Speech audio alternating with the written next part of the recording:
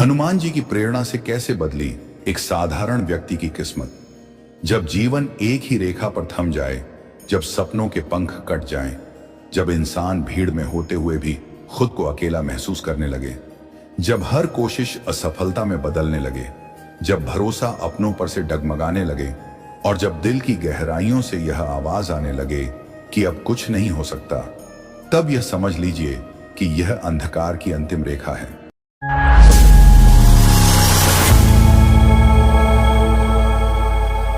जिसके बाद कहीं ना कहीं ब्रह्मांड की शक्ति में से एक दिव्य किरण जन्म लेती है, जो सीधी उस व्यक्ति तक पहुंचती है जिसने हार मानने से पहले एक आह भरी होती है, एक प्रार्थना की होती है, एक बार अपने भीतर छिपे हुए उस ईश्वर को पुकारा होता है। और फिर वही साधारण व्यक्ति जिसे दुनिया ने नजरअंदाज किया, जिसे समाज ने नाकाबिल समझा, जिसे किस्मत ने बार बार गिराया, अचानक एक असाधारण यात्रा पर निकल पड़ता है। यह वह क्षण होता है जब आत्मा टूटने के किनारे से लौटती है, जब एक अदृश्य शक्ति भीतर से कहती है, तू बना ही नहीं हारने के लिए। और तब शुरू होती है वह मौन लेकिन सबसे प्रबल क्रांति, जो आत्मा में विश्वास की ज्वाला जलाती है। और यह शक्ति कोई और नहीं बल्कि साक्षात दिव्यता का वह रूप है जो हर हृदय में विद्यमान है, परंतु जागृत केवल तब होता है जब हर रास्ता बंद हो चुका होता है। इस ब्रह्मांड की रहस्यमयी लय यही है कि जब हम सब कुछ खोने को तैयार हो जाते हैं, तब वो हमें वो सब कुछ देने को तैयार हो जाता है जो हमने कभी मांगा भी नहीं होता। ऐसे क्षणों में कोई प्रेरक किताब नहीं, कोई बड़ा गुरु नहीं, बल्कि एक साधारण सा नाम, एक छोटी सी प्रार्थना या एक अटूट श्रद्धा का क्षण वह चमत्कार कर देता है जिसे विज्ञान नहीं समझा सकता।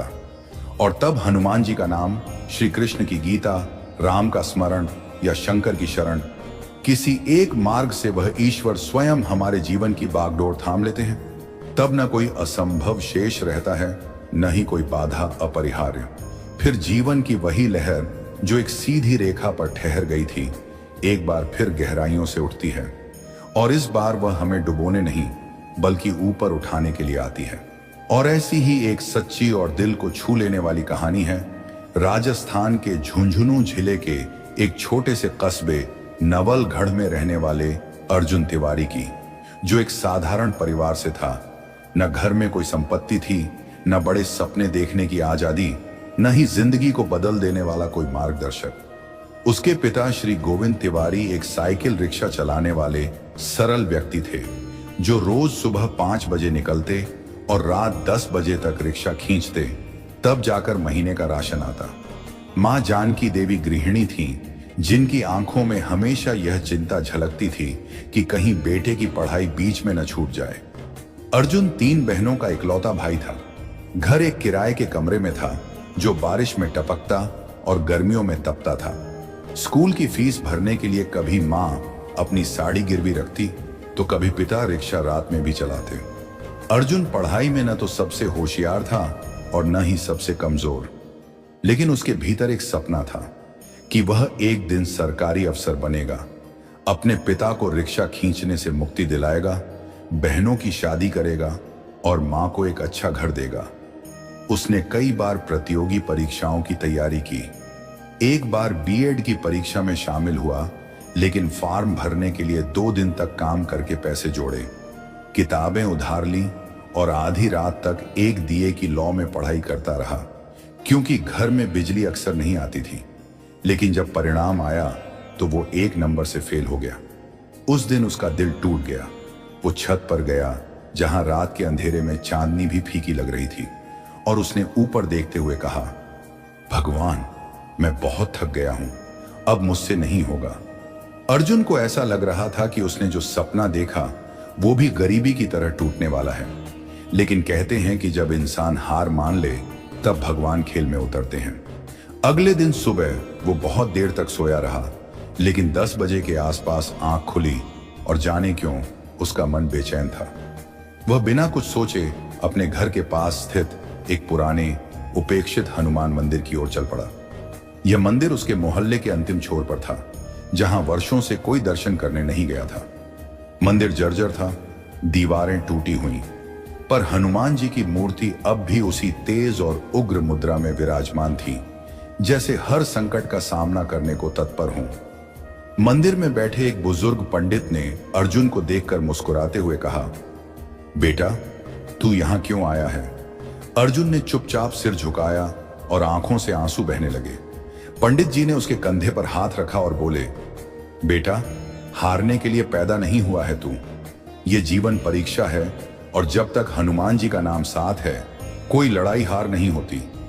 तू आज से रोज सुबह उठकर हनुमान चालीसा पढ़, देखना किस्मत खुद जवाब देगी। शब्द साधारण थे, लेकिन असर असाधारण। अर्जुन ने उसी दिन से ठान लिया, चाहे कुछ भी हो, वह सुबह 4 बजे उठेगा, स्नान करके मंदिर जाकर हनुमान चालीसा का पाठ करेगा और फिर मन लगाकर पढ़ेगा। पहले कुछ दिन उसे संदेह हुआ, लेकिन धीरे धीरे उसका मन शांत होने लगा। वो जो पहले हर बात पर डरता था, अब उसमें आत्मविश्वास आने लगा। उसका ध्यान केंद्रित होने लगा और याददाश्त भी तेज होने लगी। दिन भर थकान नहीं होती थी। जैसे ही उसने नाम जप और चालीसा का नियमित पाठ शुरू किया, उसके जीवन में अदृश्य रूप से कई परिवर्तन आने लगे। पड़ोसी जो पहले ताना मारते थे, अब मदद करने लगे। एक मित्र ने पुरानी किताबें दी, मंदिर में आने वाले भक्तों ने परीक्षा फॉर्म की फीस भरी। अर्जुन ने अंतिम बार परीक्षा दी, राजस्थान लोक सेवा आयोग की। यह उसका आखिरी मौका था, क्योंकि परिवार का दबाव था कि अगर अब नहीं हुआ तो कोई छोटी मोटी नौकरी कर लो। लेकिन हनुमान जी की कृपा से वो परीक्षा न सिर्फ पास हुई, बल्कि पूरे जिले में टॉप किया। पूरे गांव में मिठाइयां बंटी, पिता की आंखों में गर्व के आंसू थे। मां पहली बार खुश होकर बोली, आज बेटा असली पुरुषार्थी बन गया। अर्जुन की बहनों ने पहली बार ऐसा अनुभव किया कि उनके भाई के नाम से समाज में इज्जत मिलने लगी है। परिवार को सरकारी आवास मिला, अस्पताल में अच्छे इलाज की सुविधा मिली और अर्जुन को एक सम्मानजनक पहचान मिली, सब इंस्पेक्टर अर्जुन तिवारी। लेकिन सबसे सुंदर बात यह थी कि अर्जुन नहीं बदला।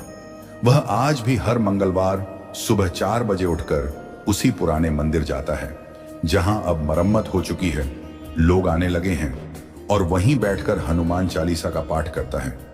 जब लोग उससे पूछते हैं कि तुम इतने ऊंचे पद पर पहुंचकर भी इतने सरल कैसे हो, तो वो मुस्कुराकर कहता है, मैं नहीं बदला, मेरी सोच बदली, और वो सोच मुझे हनुमान जी की प्रेरणा से मिली।